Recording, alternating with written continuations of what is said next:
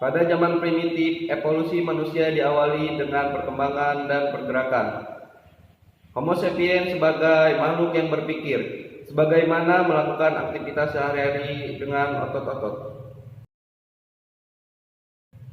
Pada zaman kuno, Cina mewariskan aktivitas fisik dan permainan. Seorang ahli menunjukkan bahwa pada abad-abad permulaan Cina diwarnai dengan tari-tarian, gulat, panahan, dan berbagai aktivitas fisik lainnya. Zaman Greek. Jika Sumeria merupakan tempat kelahiran, maka Greek mencapai kedewasaannya. Tak ada bangsa lain sebelum maupun sesudah zaman Greek yang meletakkan tekanan yang kuat tidak hanya pada intelek, pada perkembangan dan kesempurnaan jasmani. Zaman feodalisme dan kesatria. Sebagai secara hidup terdapat dalam abad pertengahan yang timbul dari kekacauan setelah jatuhnya Romawi. Semua kehidupan politik, ekonomi, sosial terpusat pada feodalisme. Zaman pendidikan jasmani modern di Eropa. Sementara Renaissance tumbuh bersamaan dengan reformasi Protestan. Budaya Eropa memasuki periode nasionalisme. Timbulnya nasionalisme menandai tumbuhnya masyarakat modern. Negara-negara nasional yang kuat mulai terbentuk di bawah kekuasaan monarki. Pertumbuhan ini sebenarnya telah berlangsung lama.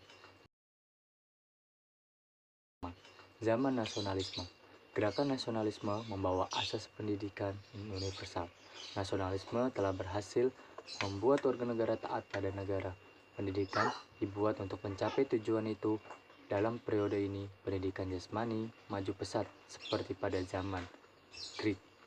Sistem pendidik jasmani mencakup olahraga, permintaan, dan gimnastik menjadi bagian integral dari program pendidikan formal.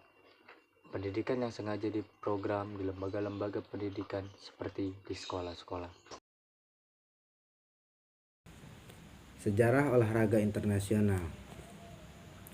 Asal mulanya, olahraga itu tidak diketahui oleh sejarah. Akan tetapi, bangsa primitif melakukan olahraga dan permainan seperti yang ditetapkan oleh para ahli antropologi. Dalam masyarakat prasejarah, mereka bermain permainan untuk mempertahankan keberadaan mereka.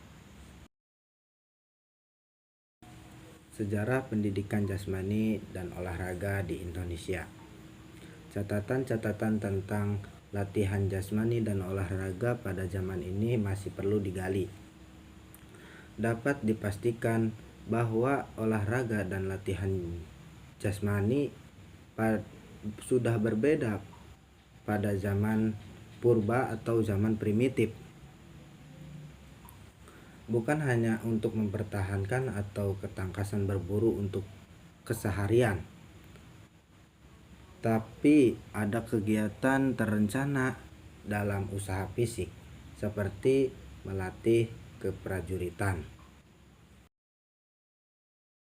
Di zaman Jepang, kekuasaan Belanda berakhir setelah datangnya Jepang pada Perang Dunia Kedua. Jepang mencoba menarik simpati rakyat untuk mendirikan bersama-sama Asia Timur Raya yang bebas dari penjajahan bangsa Barat dan ikut serta membantu tentara Jepang dalam perangnya melawan Sekutu.